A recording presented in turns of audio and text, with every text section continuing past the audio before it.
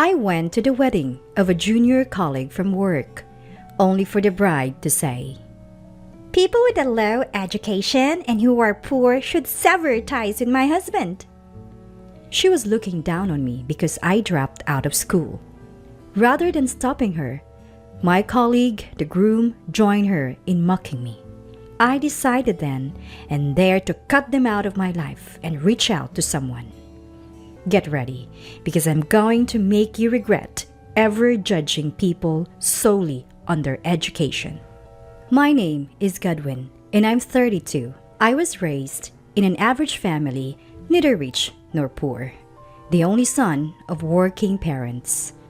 What sets me apart is that while most of my classmates were thinking about high school, I was frantically searching for a job. Both of my parents are college graduates, but I was eager to start working as soon as possible. At first, they were confused but eventually supported me, saying it's my life to live as I see fit.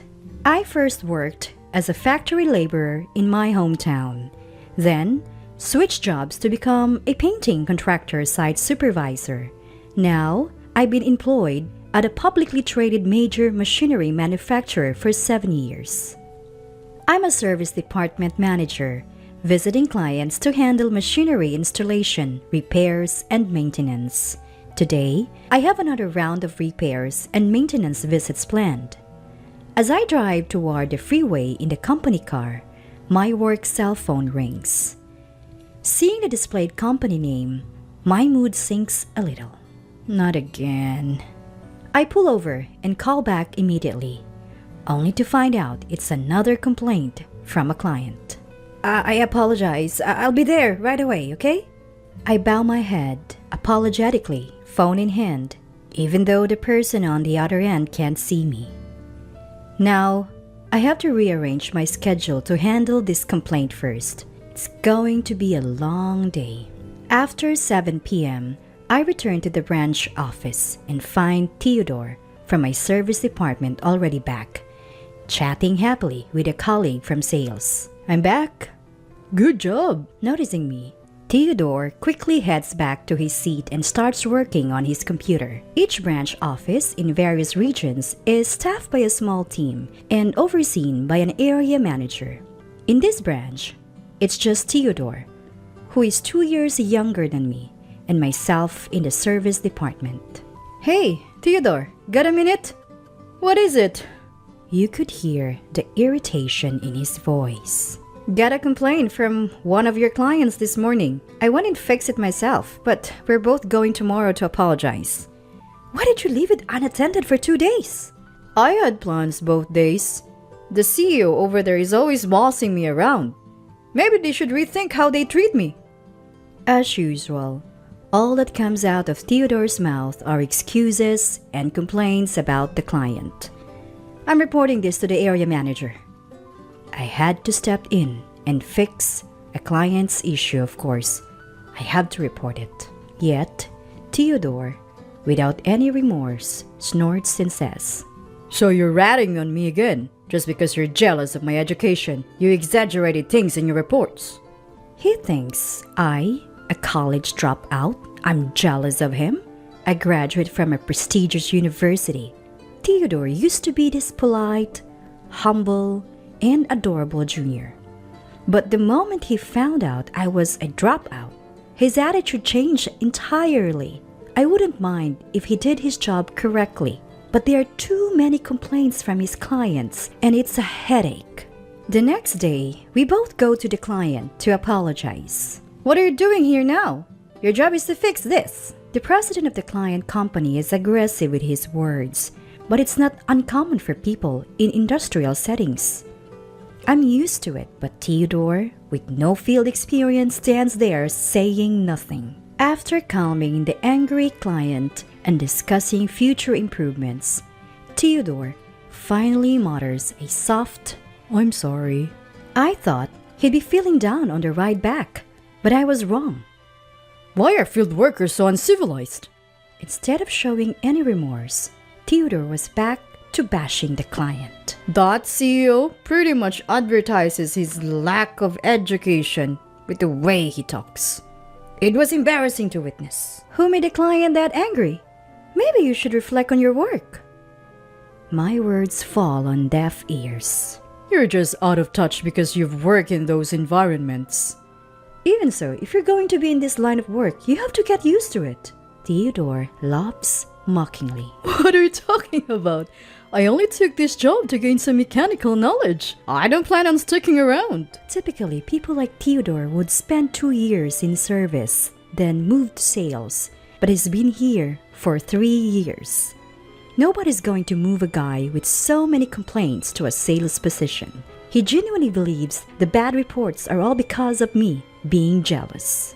If that's the case, all the more reason to get good at your service job. Show some sincerity to the client. Sincerity? When his attitude is that bad? There's no sincerity to talk about. Maybe it wouldn't bother me if he was on the same level as me, professionally speaking. I couldn't bring myself to say another word to Theodore. One day, I was on a business trip to set up some machinery. The test run didn't go as planned due to some glitches, so I had to stay overnight to fix it the next day. We had limited staff at the branch, so when major tasks like this came up, other local branches would help out. As I was looking for a place to eat near the hotel, someone called out to me. Hey, what are you up to? Turning around, there stood Theodore, arm in arm with a woman. Oh, hey, Theodore, good evening. I greeted the woman beside him and offered a handshake, which she accepted without a word. This is my girlfriend, Selena. She's from around here. I felt like I had seen her somewhere before, but I didn't dwell on it. Theodore invited me to dinner, and I accepted. After ordering, Theodore started to gloat. Actually, we just got engaged. She graduated from the same college as me, and her family is quite wealthy locally, and definitely on a fast track to success. That explained the dinner invitation. He wanted to show off his fiancée. As for Selena, she barely acknowledged me, not making eye contact and offering only occasional nods to Theodore. Dinner ended with Theodore dominating the conversation. When it was time to go, he excused himself to go to the restroom. Left alone with Selena, she broke the silence. I've heard quite a bit about you from Theodore. Her eyes locked onto mine as she spoke with a certain coldness. I could tell Theodore had been bad-mouthing me. You think your managerial role is a big deal? Just because you've been at the company a few years longer? Could you please stop blocking Theodore's career?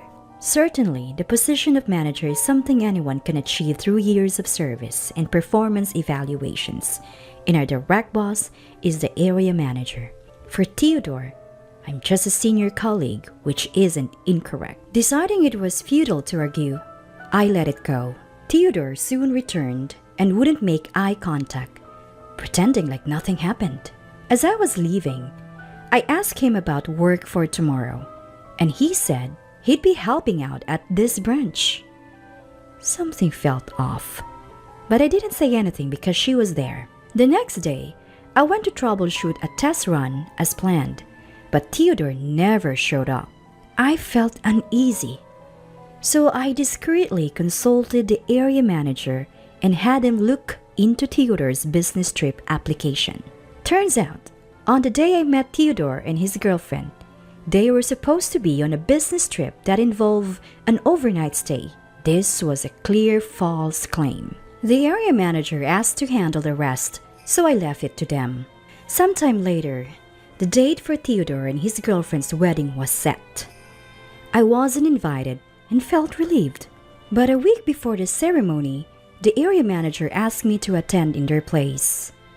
They were supposed to give the main speech but couldn't make it, so they asked me to do it. I initially declined, but accepted when they said they had showed up later. On the wedding day, I arrived early and bumped into Theodore and his girlfriend on my way to the waiting room. They looked surprised to see me. You know, my elite friends and I all have degrees from prestigious universities and work in top-tier companies. I didn't think you, a dropout, would fit in, so we didn't invite you. Theodore scoffed. I was asked to speak on behalf of the area manager who will be late. Once they arrive, I leave, I replied. The color drained from their faces. Are you trying to embarrass me by having a dropout give a speech? If the area manager can't make it, there's no need for a speech. Leave now, Theodore commanded. Cut ties with my husband. You, uneducated pauper. His girlfriend chimed in. They laughed haughtily and walked into the waiting room, leaving me stunned. A new emotion welled up and my whole body started trembling. If they want to sever ties, then so be it. I stayed under the radar and waited for my turn to speak. Finally, it was my turn. I took a deep breath and stepped up to the mic. Though Theodore and his girlfriend glared, urging me to leave, I started my speech unfazed. Congratulations on your wedding. If you thought I'd stick to usual pleasantries, you're mistaken. Theodore isn't exactly commendable in his job, but this is a celebratory occasion, so I must use only the highest praises. Top tier graduate, Theodore. You are exceptional in accumulating customer complaints at work. Your unrepentant and arrogant behavior, always blaming our clients, really showcases your thick skin. I'm always impressed. Stop it now! She stands up beside a flustered Theodore and shouts, overtaken by rage. You're supposed to cut ties with Theodore. Quit bullying him. The room starts buzzing, but I continue my speech unfazed. Our Ivy League grad Theodore is quite the trickster. He's been lying about business trips to go hang out with her and claiming expenses for it? That's pretty bold and clear embezzlement. Hey, cut it out! You're making this up! Theodore shouts red-faced and starts coming towards me. She also stands up and screams. What's your evidence for all of this? Are you insane? The room descends into chaos, prompting the MC to nervously ask me to stop. I thought, maybe this is as far as it goes. At that moment, the door swings open with a bang. The ones who entered the now silent room were the area manager and the president of the client company. She goes pale when she sees the president heading straight for the bride and groom's table. So, you're lying about wanting to quit your job to marry me was a lie? Turns out, she had been working as a hostess at the club.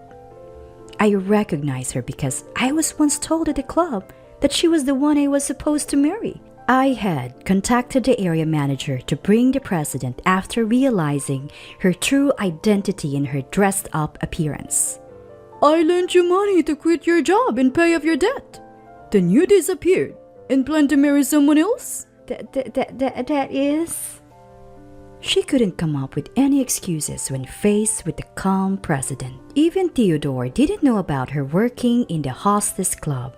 He storms back to her and confronts her. What is going on? She snaps back.